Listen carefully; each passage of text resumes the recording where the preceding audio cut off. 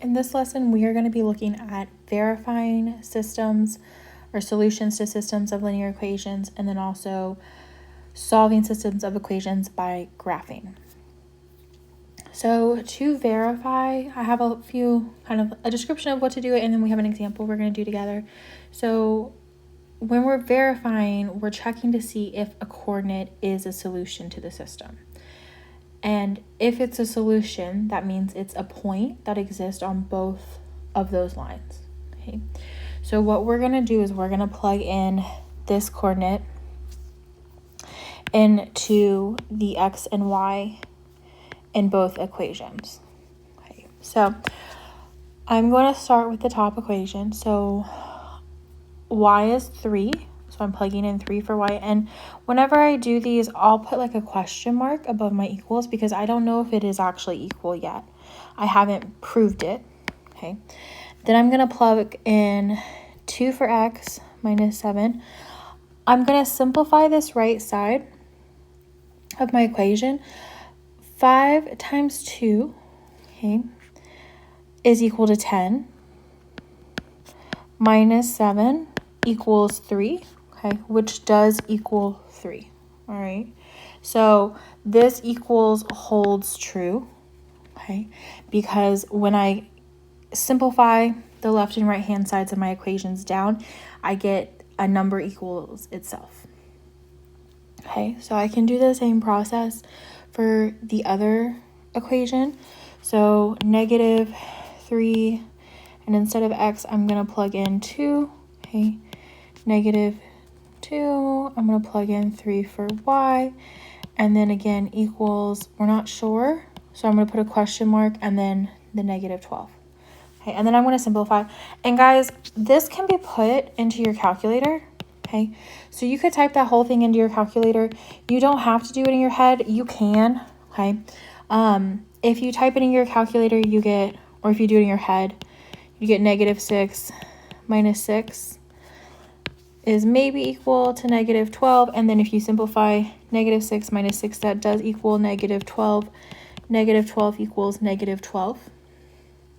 Okay, so I verified both equations that when I plug in that coordinate 2, 3, it is a point, okay, on both lines, and that means it is the point of intersection. So we need some sort of concluding statement whenever we do these types of problems. So we'll say, yes, it is a solution. Okay. So again, anytime we do these types of problems, just make sure you have a little like concluding statement that brings it all together. Okay. And again, it's because we got these equals to hold true. Okay. So let's do 2 more examples like this. Okay. So for the first one over here on the left, okay, I'm going to plug in 1 for x plus 2, and then instead of y, I'm putting in 4, maybe equal to negative 7. Okay. If I simplify that down, I do get 7 equals negative 7. Okay, so that one holds true. For the other equation, 4 for y is maybe equal to 0.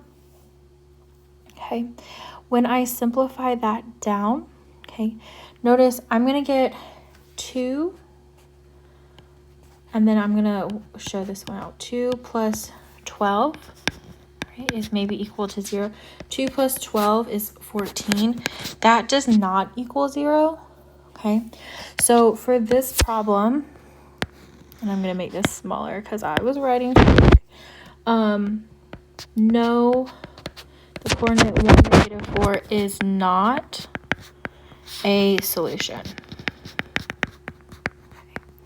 And again, that's because we had this right here where when I plugged in the point 1, negative 4 into that second line, okay, it's not a point on that line. So if it's not a point on that line, it can't be part of my solution. Okay, so if I look at the next one, all right, same process. I'm going to plug in negative 2 here for x, okay, plus 5. I'm going to plug in -4 for y, and that's maybe equal to -24. Okay. If I simplify that down, I do get -24 is equal to -24, so that one's good to go. 3 times -2 minus 5 times -4 is maybe equal to 14. Okay. If I simplify that down, I get -6 plus 20, which does equal 14. So yes, right, -2, -4 is a solution.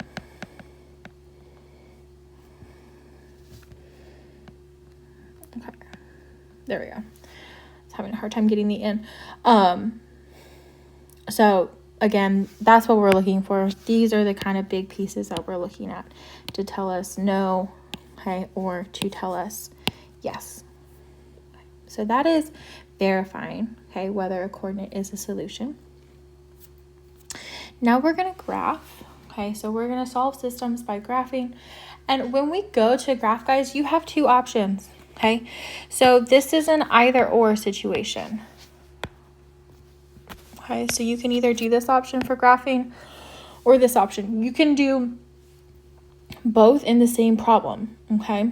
So depending on what equations you're given, what format the equations are in, one of these options might be better. So notice the difference is if we're in y equals mx plus b versus the ax plus by equals c form, okay?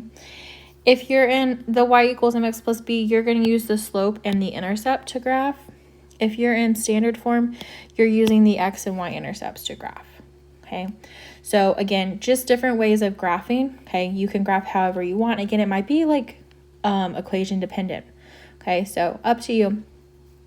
Once you've graphed both lines, you're looking for the point of intersection, okay? That's the last step. That is going to be the solution. So let's do some examples, all right? For this one, I know that my slope right here, okay, -x has a -1 in front of it. So my slope is -1, which I can think about as -1 over 1. Okay. I also know that my y-intercept, okay, is at -1 as well. Okay. So my y-intercept is at 0, -1, which is right here. Okay. From here, okay, I can do my rise over run. So my rise and run I'll label. So my rise is down 1, okay, and my run is +1. And then down 1, +1. Okay, down 1, +1 direction, down 1, +1. Okay, I could do the same thing. I could go, instead of going down 1 over 1, I can go up and to the left, up and to the left. Okay, so that is my line. I'm going to draw a line now through these points.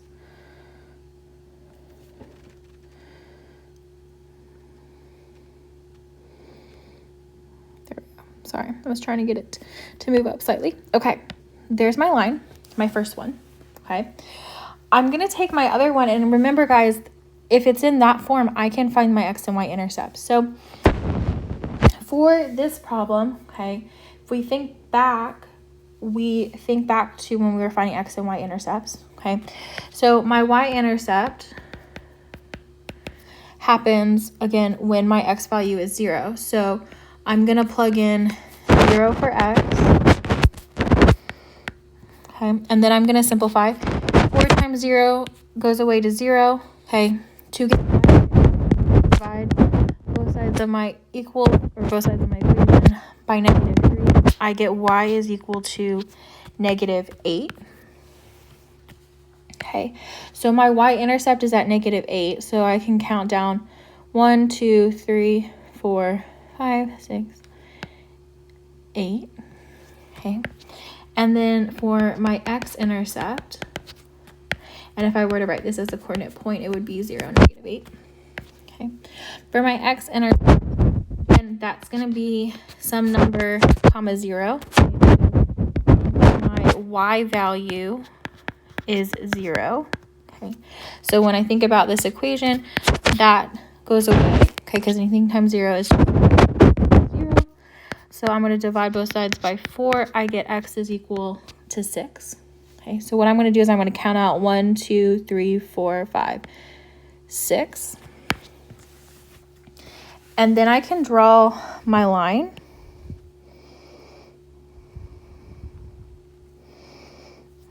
I need to fix that slightly. There we go. Okay. So if I look, this point right here, okay, I'm going to use a red color. Oh. Okay. That is my point of intersection. Okay. So if I think about where this coordinate is, it's to the left 1, or I'm sorry, to the right 1, 2, 3. So my x value is going to be 3. And then it's down 1, 2, 3, 4. So it's at a y value of -4. Okay. So my solution to this problem is going to be at 3, -4. Okay. And that is my answer. So again, my answer here gets written as a coordinate. All right. So I could also like verify this one if I needed to. If you were unsure of where the points crossed, you can always plug that 3 in for x and the -4 in for y into your two equations, okay, and do this verifying process to just double check that it is a point on both lines. So that is finding the point of intersection, okay, which again is the solution to a system of equations. So let's do one more, okay, and then you guys are going to practice. So that last one, when it was in standard form, I'm going to go back. So I had my standard form right here. I found my intercepts to graph. I wanted to show you that way just to show you that that was a valid way to do it. Personally, y'all, anytime I do these problems, I take my equations and I put them in slope-intercept form, okay? I just prefer putting them in slope-intercept and graphing them that way, okay? That is what I'm going to do here. So I get y is equal to 2x minus 6, okay? Because again, I'm going to subtract that 2x from both sides. Then I need to divide both sides by a -1, okay? And again, because I'm doing it on the left, I need to do it to everything on the right. So I need to divide the -2 and the +6 by -1. I get y equals 2x minus 6. So here my slope, okay, is 2 over 1, okay. My y-intercept is at -6. So that is going to be the coordinate 0, -6. Okay, so that's the first line. So I'm going to go ahead and graph it. 3, 4, 5. So there is 0, -6. And then again, my slope, I'm going up 1, 2, and then over to the positive direction 1. And I can repeat that process a few times. Okay. I could also, instead of going up 1, I could go down, or I'm sorry, instead of going up 2 to the right 1, I could go down 2 and to the left 1, down 2 and to the left 1 to get some points in the opposite direction of my intercept. So I'm going to draw my line for this one now.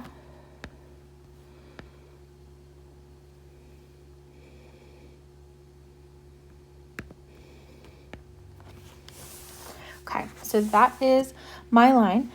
I'm going to now take this one, okay, x is equal to 3y plus 3, and I'm also going to put this one into slope-intercept form, okay? So I'm going to start by moving the 3y over, okay? I'm going to move my y to the left. So I'll get x minus 3y is equal to 3. Move the x term to the other side, okay? I get -3y is equal to -x plus 3. Then I need to divide everything by -3 to get y by itself. When I do that, I get 1/3 x, okay, positive 1/3. 3 divided by -3 is going to be -1. Okay, so my y-intercept is going to be at 0, -1, so it's going to be right here, okay? And then this slope is my and then my slope is 1/3, okay? So I can think rise over run. So my rise is 1 and my run is 1, 2, 3. So this point right here, 1, 2, 3. Oh, wait. Okay, I could also go the other way, so I could go down 1 and to the left, 1, 2, 3, down 1, down 1, and then to the left, 1, 2, 3. Okay, so that gives me some points for that line. So I'm going to draw this line in. Okay, and notice if I look at this one, okay, these points actually cross at the x-axis, okay, and this is going to be at a positive 3, okay, so this coordinate is going to be 3 and then 0. So my answer for this one is 3, 0, okay. They both cross the x-axis at the same point. So their point of intersection is also both equations x-intercepts. So that's something that could happen as well. So that is solving by graphing. Okay, again, this was graphing by putting both equations into slope-intercept form. So I did option 1 for both, okay.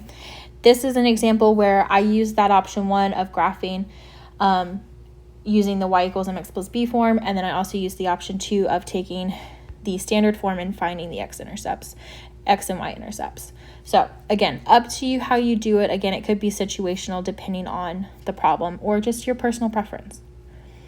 Okay, so now one thing I want to talk to you about is graphically what's going on in our special cases.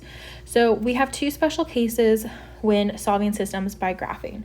Our first type of special case is when we have infinitely many solutions, okay? And this happens when we have the same line. Okay, so if you actually go to graph, okay, and you end up getting the exact same line, okay, so the lines are going through the exact same points, then that means you're going to have infinitely many solutions, because if they're the same line, that means they're like on top of each other forever and ever and ever. They're going to go through all of the same points, okay? So any point on the lines is a solution, okay? So there's infinitely many solutions in that case. When we have no solution, okay, that happens when we have parallel lines, okay? And again, this is because when we're parallel, we have the same slope. That means we're going side by side forever and ever. We're never going to cross. And if we never cross, then that means there's no intersection. And if there's no intersection, there's no solution, okay? Because think back to like this example, our solution was the point where we intersect, okay? It's the point that makes both equations true, okay? Because if I plugged in 3 for x and 0 for y into both of these equations, these equals would hold true, okay? If I picked any other point, right, it wouldn't hold true. So both wouldn't hold true. So that is, again, what happens when we have an intersection, okay? Again, parallel lines, we have no way of intersecting, so we have no solution, okay? So graphically, that's what it looks like for our 2 special cases. So you're either going to be one of these special cases, or you'll have one point of intersection. It'll be one of those 3 scenarios every single time. There's no other type of scenario that can happen. Okay, so now what I want you guys to do is I want you to go to Desmos, or not Desmos, student.desmos.com, and you guys are going to do a systems of equations activity. So instead of you like graphing on your paper, I'm going to have you graph kind of online via Desmos to get some practice.